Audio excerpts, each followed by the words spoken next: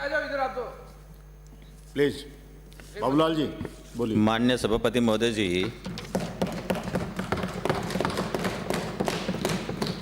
आज मांग संख्या ग्रामीण विकास विशेष कार्यक्रम और सामुदायिक विकास 41 और 28 पर मुझे बोलने का अवसर दिया, इसके लिए आपका आभारी।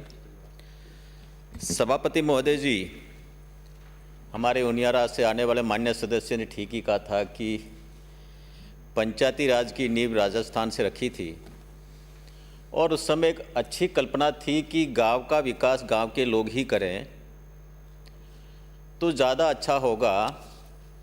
इस उद्देश्य की पूर्ति के लिए उस समय उसकी नींव रखी और उसको शुरुआत की।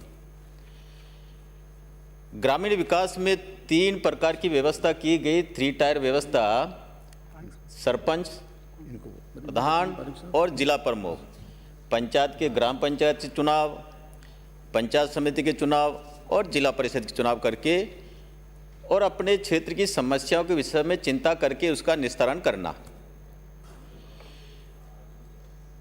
गांव की मतलब पंचायती राज की अंतिम इकाई के रूप में ग्राम पंचायत को मान करके वहां से विकास शुरू किया। सभापति महोदय जी, मैं आपसे कहना चाहूँगा कि अभी कुछ विषय पर बहुत से हमारे वक्ताओं ने अपनी अपनी बात रखी। सरपंच लोग, अभी उन्होंने सारा माननीय सदस्य ने बहुत अच्छी बात कही कि हमारी जो रीढ़ की हड्डी है और उस अंतिम कड़ी का व्यक्ति है, जनता के द्वारा चुना हुआ व्यक्ति, वो हड़ताल कर रहा है। उनकी मांगे तो वास्तव में जायज़ है, सरकार उनकी बातों को सुनती नहीं है। अभी आपने जिक्र किया कोविड सहायक की, क्या स्थिति कर दी। उस समय जब जनता कोरोना के कारण संकट में थी, उनकी मदद के लिए जिन्होंने नर्सिंग की, उन व्यक्तियों को कहा कि भाई उनकी मदद करिए, उनकी सेवा करिए, उनकी रक्षा करिए, इसके लिए उनका चयन हुआ था। अब उनकी स्थिति क्या कर दी। उनका भुगतान कहाँ से होगा। राज्य सरकार जिम्मेदारी या विभाग जिम्मेदारी ना लेगा, ग्राम पंचायत अपने आय में से कुछ हिस्सा देगी और कुछ मानदेय जिला परिषद अपने हिस्से से देगा। अब उनका क्या हालत कर दी। आज तक उनका समय पर भुगतान नहीं हो रहा है और सरपंचों ने ये कह दिया कि हमारे पास में जो हमारा पैसा आता था उसमें भी कटौती कर दी। और पूरे राजस्थान में जिस प्रकार की कटौती की, पंचम और छठ ये वित्त आयोग की, जो राज्य वित्त आयोग की 200 करोड़ रुपए का उन स्थानीय इकाइयों को जो पैसा मिलना था उसमें राज्य सरकार ने कटौती की है। बहुत बड़ी कटौती है। जो अगर ये पैसा होता तो स्थानीय स्तर पर परिसंपत्तियों का निर्माण होता, वो नहीं होकर के वो बाधित हो रहा है। अब वो कह रहे कि हम भुगतान कहाँ से करें। सरपंच ने मुझे कहा कि एमएलए साहब हम तो भुगतान नहीं करेंगे। अरे नहीं करोगे तो इन लोगों ने तो संकट में सेवा की है, ये लोग भूखे, इनके बच्चे भूखे तो नहीं मरेंगे। इसी प्रकार से आपके जो सुरक्षा गार्ड लगे हुए उनकी क्या स्थिति है। अभी काफ़ी समय से उनका भुगतान नहीं हुआ, पंचायतें भुगतान नहीं कर पा रही है। तो ये एक समस्या है, बहुत बड़ी समस्या। सरकार को सुनकर के उनका कोई रास्ता निकाल करके उनका भुगतान तो होना चाहिए, नहीं हो रहा है। इसी से आगे चल करके आपने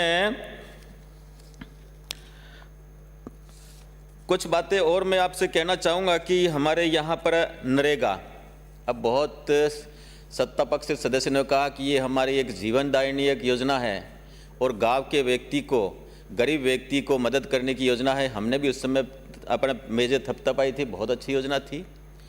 लेकिन आज स्थिति क्या है। अभी नरेगा में हमने ग्राम पंचायतों में ऑनलाइन हाजिरी लेना शुरू कर दिया। जिस क्षेत्र से मैं आता हूं सभापति महोदय जी, वहां पर ग्रामीण क्षेत्र है और वहां पर नेटवर्क की बहुत बड़ी समस्या है।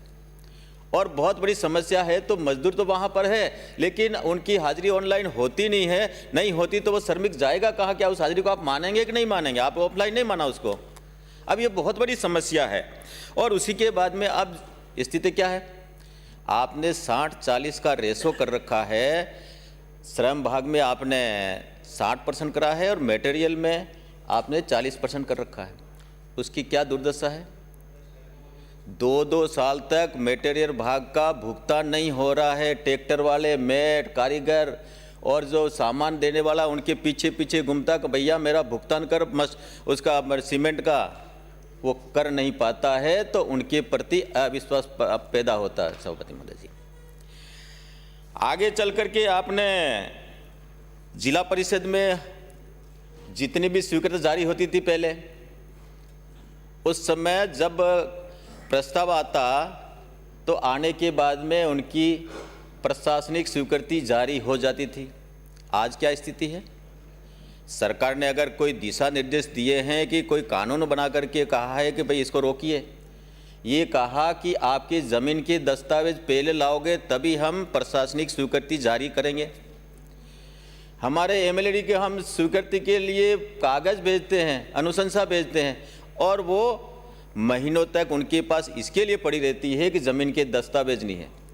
तो मेरा आपके मार्फत से सरकार से ही कहना है कि सरकार भाई प्रशासनिक स्वीकृति जारी कर दे, टीएस चली जाए, और वित्तीय स्वीकृति आप तब जारी करेंगे। ये है नियम में कि आप ज़मीन के दस्तावेज लाएंगे तब। अगर उस समय नहीं आता है तो साल के अंत में आप उस काम को निरस्त करिए, हमें कोई तकलीफ नहीं। लेकिन इस प्रकार से काम रोकेंगे तो उस ग्रामीण क्षेत्र में कैसे काम हो पाएंगे? इसी के आगे कुछ बातें और थी जो मैं आपसे कहना चाहता हूं कि हमारे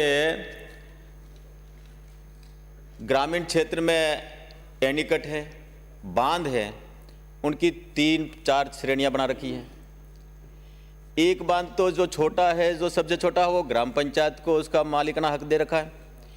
एक बांध जो है, जो उससे बड़ा है, वो पंचायत समिति को मालिकाना हक दे रखा है, और एक बांध उससे ज़्यादा बड़ा है उसको जिला परिषद दे रखा, और इससे बड़े बांध है वो राज्य सरकार के अधिकार क्षेत्र में। सभापति महोदय जी, मैं कहना चाहता हूं कि ग्रामीण क्षेत्र में आपके बांध हैं, अगर उन लोगों को आप रोजगार देना चाहते हो तो मत्स्य पालन का एक बहुत बड़ा एक वहां पर उद्योग चल सकता है। वहां पर मच्छियों का बीज दो, उनको ट्रेनिंग दो, और ट्रेनिंग देने के बाद में उनको नावें दो, जाले दो, और उनको मार्केट उपलब्ध कराएंगे तो वो अपने पैरों पर खड़ा होगा, अपने बाल बच्चों का पेट पाल सकता है। इस प्रकार का एक मेरे राज्य सरकार को सुझाव है, ये करना चाहिए। आगे चल करके मैं आपसे कहना चाहूँगा, ग्राम पंचायत को आपने मिनी सचिवालय तो माना है, आपने काफ़ी विभाग भी हस्तांतरित किए थे, लेकिन उनकी दुर्दशा क्या है, क्या हो रहा है? अभी मुख्यमंत्री जी ने पिछली बार एक घोषणा की थी कि हम लोग आने वाले समय में ग्राम पंचायत मुख्यालय को डामर की सड़क से जोड़ेंगे। हमारे बाली से आने वाले माननीय सदस्य ने उसमें जिक्र किया था। मैं भी ग्रामीण परिवेश का आदमी हूँ, गांव से आता हूँ। वहाँ पर फॉरेस्ट का बहुत बड़ा एरिया है, और उस एरिए में आज कई ग्राम पंचायतें हैं जो आज भी डामर से तो क्या, वहाँ मूलभूत सुविधा तक नहीं, बिजली नहीं है, पानी नहीं है, सड़क की बात दूर है। अब आपने घोषणा की तो उसका कुछ रास्ता तो निकलना चाहिए कि उन ग्राम पंचायतों को हम डामर से जोड़ेंगे तो उसी के साथ साथ वहाँ पर बिजली भी जाएगी और पानी की सुविधा भी होगी। इस प्रकार का हमको कोई रास्ता तो निकालना चाहिए। फॉरेस्ट वाला वहाँ से सूखी लकड़ी नहीं लेने देता है तो आप डामर की सड़क कैसे बनाएंगे? इसी के साथ मैं आपसे कहना चाहूँगा कि हमारे यहाँ